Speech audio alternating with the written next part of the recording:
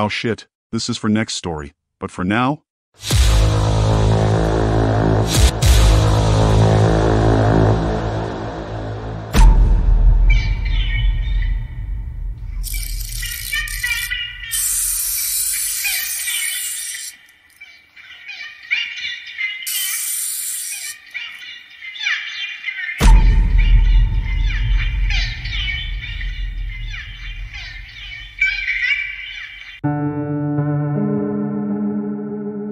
whenever people come to my house, they inevitably ask about Lily Doll, so I explained that she was given to me by my grandma, who passed away when I was 14.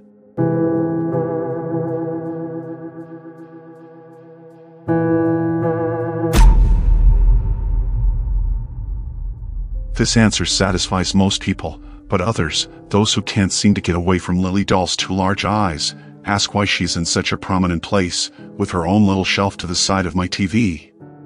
Their tone of voice implies that they think she would be better suited for some neglected corner or box out of sight. I usually just say that my grandma was very important to me, and Lily Doll is all I have to remember her by. Technically, that is true, but it's not the only reason I keep Lily Doll close by. Over the years, I've discovered it's best to keep her in my line of sight. The first time I saw Lily Doll was at my grandma's house. It was October, my favorite time of year. It was Grandma's favorite too. Her house was always decked out with the coolest Halloween decorations. Nothing gory, she wanted kids to be excited to reach her house on Halloween, not traumatized. It was my favorite place to explore. I'd read all the handmade tombstones in the yard, learning that, contrary to popular opinion, Goldilocks had not escaped the three bears and, all brick is impervious to lung power, it is less so against a crafty wolf with explosives. It was the perfect level of scary for a kid, full of familiar names and stories, but just far enough from reality to be more fun than terrifying. Grandma's living room was equally decked out, but the tombstones were replaced with figurines scattered on the shelves and tables. There was a pumpkin man, a vampire asleep in his coffin, even a dancing skeleton. And, peeking out of the corner of a shelf I was just tall enough to touch, was Lily Doll. "Grandma, what's this one supposed to be?" I asked, pointing a finger up at the doll. "Why, that's not a Halloween decoration," my grandma replied. "That's Lily Doll." "Lily Doll?" I asked. "Oh yes.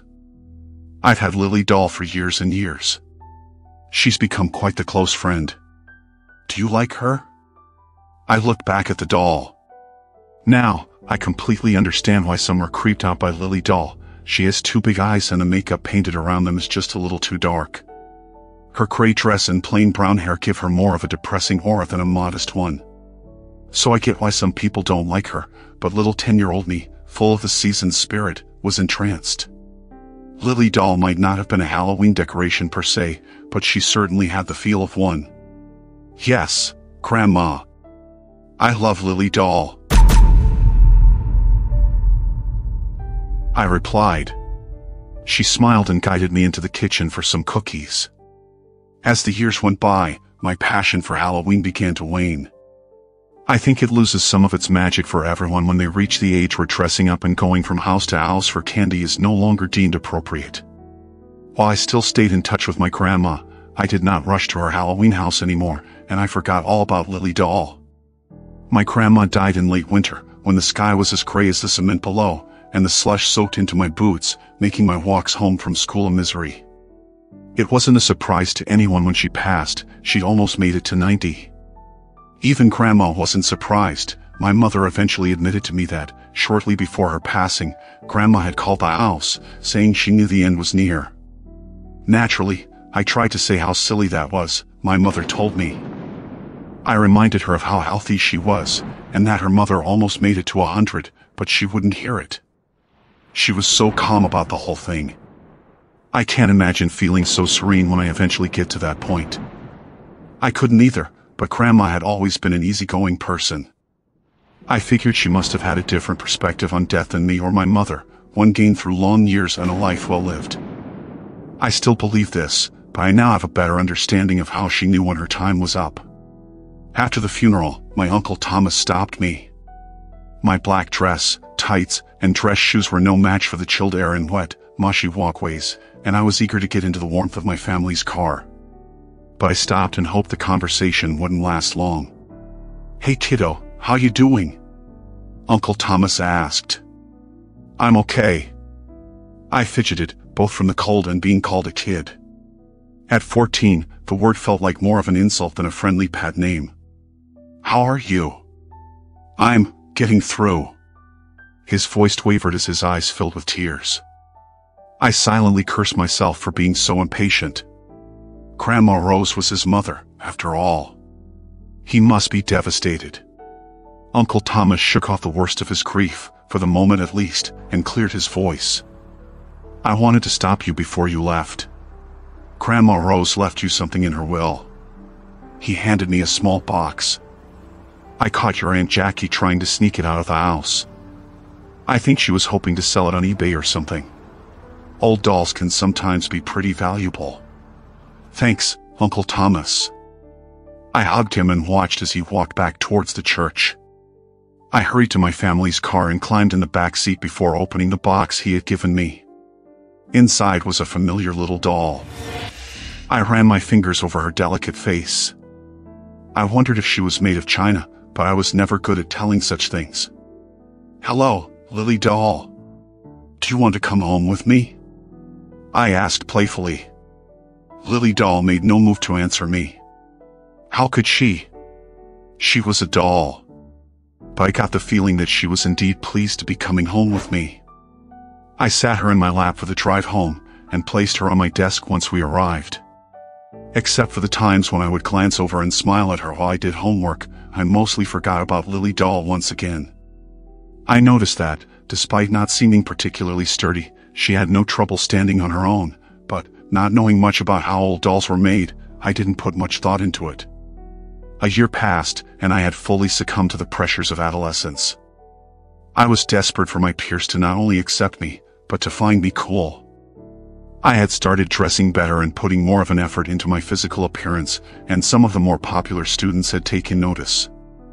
One girl, Madison, started talking to me in class, and even invited me to eat lunch with her and her friends a couple times. I was elated. I thought getting into Madison's circle would grant me some sort of protection from the bullies. The armor of popularity, I called it, though never out loud. I didn't want to seem weird, especially in front of Madison. One word from her, and I'd be completely cast out from even the least desirable social circles. One day, Madison invited herself over to my house, along with several of her friends. It was a sort of test. Madison had to make sure I lived up to her standards both in and out of school before I could truly be one of the gang. My heart raced as she examined the posters of bands and attractive young actors pinned to my walls. What if one of them had become uncool without my knowing? Would Madison kick me to the curb? I had to repress a sigh when she finally nodded and allowed herself a small smile. I passed. "What's this thing?" I turned to see Justin standing by my desk, a single finger held out towards Lily doll. "It's freaky." "Oh, It was a gift from my grandma. After she died," I stuttered. Madison looked the doll over, lips pressed into a straight line. "Totally freaky. And ugly too," she said. My heart sank as the others joined in on her cheers. It didn't matter where Lily doll had come from. She was proof that I wasn't exactly like the rest of them, which disqualified me from further interaction with the group. "Sorry, Angela, but I think we should go," Madison said, shaking her head like a disappointed mother. I was crushed. My almost friends filed out of my room, Justin bumping the desk and causing Lily doll to fall over. I stayed where I was until I heard the front door open and shut. Then I made my way over to the desk, standing Lily doll back up. Even though she had cost me the armor of popularity, I found I couldn't be mad at her. I smiled down at her and said, "Don't worry, Lily doll. We'll make some friends eventually." A week passed, and I got used to eating lunch by myself again. I noticed that I did better in class now that I wasn't constantly watching Madison in case she had a note for me to pass or needed an answer on the test. Friday night, instead of talking for hours on the phone, I made myself some popcorn and curled up on the couch to watch a movie marathon. As I was thinking it was time to head to bed, the phone went off. My mother, making a snack in the kitchen, snatched it up. After a few minutes, she walked into the family room, where I was still curled up on the couch. "Angela," she said, prying my attention away from the TV. "Yeah," I said. The look on her face made me sit a little straighter. She was totally pale.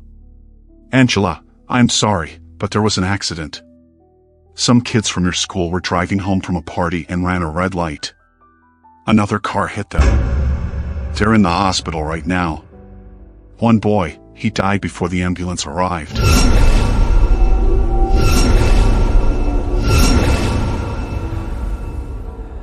I was quiet for a moment, absorbing what my mother had just told me. "Who was the boy?" I asked. "I'm not sure. I think his name started with a J." "Jason?" "No, Justin. That was his name. Justin." My stomach clenched. My skin ran cold as I tried to process the information. My mother squeezed my shoulder and gave me a small smile. "I'm glad you're safe," she said, before walking away. I shut off the TV and went up to my room. I sat on my bed, unable to sleep. I looked over at Lily doll on my desk. I remembered how Justin had made fun of her. Called her a freaky thing before knocking her over, though I didn't think that was on purpose. I hadn't liked Justin, but that didn't mean I wanted him to die. I wondered how the others were doing in the hospital. Eventually, I fell into an uneasy sleep. It was another few months before I started to notice the strange pattern with Lily doll. I was staying late in art class, talking to my favorite teacher, Mrs. Cinders. I loved to draw, but I also liked how I felt I could talk about anything with Mrs. Cinders. She didn't see our worries as trivial. She took everyone seriously and talked to us like adults. We'd been discussing a book she'd recommended to me when she noticed the time. "Oh, I'm sorry, dear, but I have a faculty meeting tonight. I should head over there. I'm not as fast as I used to be." "That's okay, Mrs. Cinders. I'll see you tomorrow." I walked with her partway, then turned towards the front doors, waving at her over my shoulder. When I walked into my room, I immediately sensed that something was off. I looked over at my desk as I tossed my backpack to the floor. Lily doll had fallen on her side. That was odd. I hadn't seen that since Justin had knocked her over. "Hey Mom, were you in my room earlier?" I shouted out the doorway. I heard her shuffling around in the office. "No, sweetie, I haven't been in your room all day," came the reply. I stared at Lily doll for a moment before moving to stand her up again. The next day, I took my seat in art class, eager to talk with Mrs. Cinders again. Except she didn't show up. Instead, a substitute came in. He wrote an assignment on the board, then sat and read a book while everyone else got to work. "I wonder where Mrs. Cinders is," I said to myself as I scribbled on the paper before me. "She never misses class." "Didn't you hear?" the girl next to me said, startling me. I hadn't realized anyone had heard me. Mrs. Cinders had an aneurysm last night. Her husband found lying on the kitchen floor, dead. I was stunned. I couldn't focus on work for the rest of the period, and I walked home in a daze. Mrs. Cinders dead? My heart ached with grief. I'd felt so close to her for so long, and now she was just gone. It was similar to how I felt when I first heard that my grandma had died. I rushed past my mother when I got home, not able to explain the tears trickling down my cheeks. I curled up on my bed and let sobs rack my body. High school was hell for me, but Mrs. Cinders had made it just a little more bearable. I cried because she was gone, and I cried because, once again, I was alone. I'm not sure how long I stayed like that, but I do remember looking up to see Lily doll staring at me from my desk. I sniffled and thought of how I'd found her on her side yesterday. How she'd tipped over when Justin bumped the desk. I started to wonder. Could there be a connection? I didn't tell anyone about my suspicions because, well, they sounded insane. How could there be a connection between my doll and people's deaths? Things fall over, and I was always tossing things on my desk. I probably knocked her over and didn't notice until long after. Despite my rationalization, a part of my mind kept wondering about Lily Doll. Eventually, the hell that was high school ended, and I went off to college. Life actually got better. It was even kind of amazing. I made friends, both with teachers and other students. I was invited to my first party. And then another. And another. I'd never realized life could be so much fun. I didn't become some insane party animal and flunk out of school, but for the first time, I had a healthy balance between work and friends. I loved it. Despite my newfound happiness, I still found myself looking at Lily Doll with suspicion. When I stared into her big, dark eyes, I didn't feel anything malicious, but something deep in my gut kept nagging at me, saying that Lily Doll wasn't normal. She fell over once my freshman year. A few hours later, I got a call from home. Uncle Thomas had collapsed with a heart attack. He didn't survive the night. Trying to bury the thoughts that kept nagging in my brain, I stood Lily Doll back up again and tried to focus on other things. With the happiness of college, I felt a resurgence in my love for Halloween. I bought decorations for my apartment and covered every surface with skeletons and witches and other creatures of the night. A friend invited me to a costume party, and I happily accepted the invitation. Everything about it was great: the booze, the food, the costumes. One guy, Isaac, really liked my Evil Willow costume. We spent the night talking about Buffy and other stuff we both enjoyed. Time flew past, and I found myself wanting to kiss him. I didn't though. I wasn't confident enough to make the first move, but I did make sure to get his number before I left. I returned to my apartment, barely feeling the floor beneath me. My smile stretched across my face, threatening to fall off. It had been a perfect night. As I unlocked the front door, I heard a thud and crack from the other side.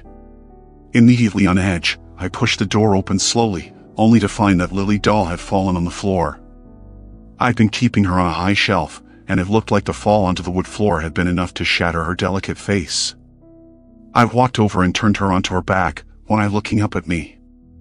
I traced a finger over the break, flinching back when I cut my finger. "Idiot," I muttered as a drop of blood fell into Lily Doll's head. I looked into her eye and seemed to fall into the blackness. Suddenly, I was staring at myself from behind. My body was still crouched over Lily Doll, perfectly still.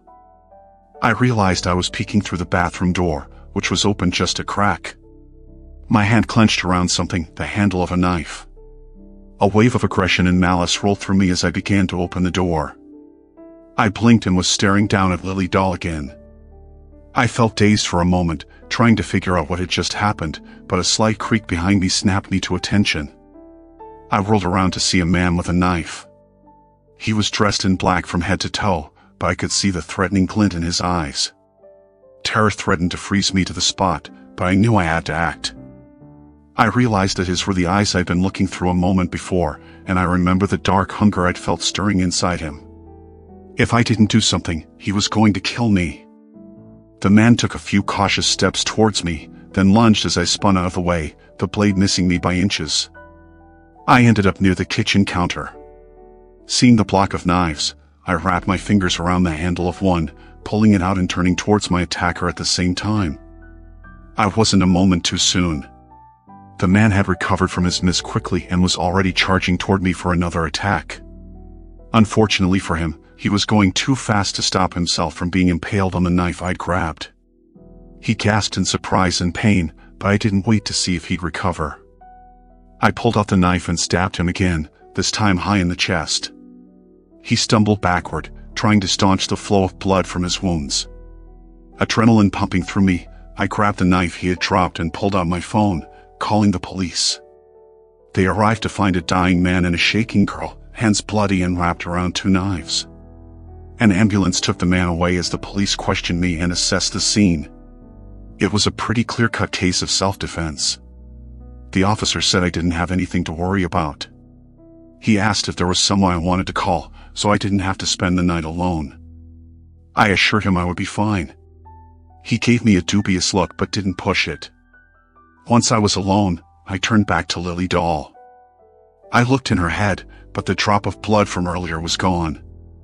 I felt a sort of hum flowing between us as I touched her. I realized it had always been there, just too faint for me to really take notice. I scooped up Lily doll and the fragments of her face.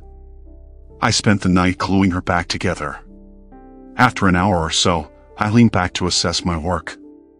Her face was a series of cracks, glue seeping between the pieces. I wasn't very good at fixing things, but for some reason I thought I'd be able to fix Lily doll. Suddenly, I got an idea. Grabbing a new knife from my kitchen, the police took the other two as evidence. I sliced open a finger, tracing over the cracks with my blood. I waited for a moment after I finished. Nothing happened. Lily doll looked even worse now. I should have waited to take her to a professional. Saddened, I wrapped up my finger and curled up under the covers, too drained from the night's events to stay awake any longer. In the morning, I woke to find Lily doll looking as good as new. All the blood, glue, and cracks had disappeared from her face. She looked just like she had the first day I saw her. I ran my finger over her delicate features. I could still feel the humming, and it got stronger when I stared into her eyes. After that, I stopped trying to deny Lily doll's ability to predict death. I still didn't tell anybody, but I was content to keep the secret, as my grandma must have before me. Over the years, I continued to find Lily doll fallen on her side, but she never shattered again. I think my blood made her too strong for that. I know what it means when I find her on the floor or on her side, but I don't have to wait for a call anymore to confirm. Instead, I just stare into Lily doll's eyes. Through her, I can see who is going to die. Sometimes I can even determine how and when. It is a power I act unsparingly. I cannot save everyone. Death is natural for us humans. Mrs. Cinders, my grandma, Uncle Thomas, it was time for them to move on. But sometimes I decide to fight it, like when I pulled Isaac out of the way of that drunk driver, just before their car jumped the curb, slamming into the light post we've been kissing under. Sometimes I think about telling Isaac how I knew the car was coming, but it feels wrong. Lily doll chose me all those years ago, and she saved my life. It's the least I can do to keep her secret. So that's why I keep her in a place of honor in my home. So I can know when danger is coming. So I can protect my family. Isaac sometimes teases me about Lily doll, but his voice is always full of affection. I can tell that he secretly likes Lily doll. She likes him too. Lately, my youngest child, Noah, has taken an interest in Lily doll. I often find him staring up at her. Sometimes they even seem to talk when no one else is in the room. It warms my heart to see them getting on so well. I was so hoping to keep Lily doll in the family, and it looks like she feels the same.